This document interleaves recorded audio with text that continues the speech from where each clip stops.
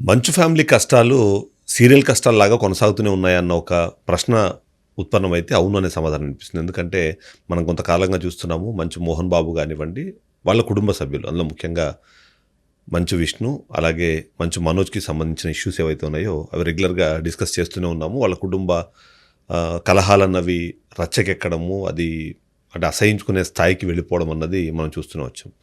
ఆ తర్వాత మొన్న అంటే 'మిరాయి' సినిమా సక్సెస్ తర్వాత ఆ ఫ్యామిలీలో కొద్దిగా ఎంతో కొంత వాళ్ళు కలుపుకునే ప్రయత్నం జరుగుతోంది.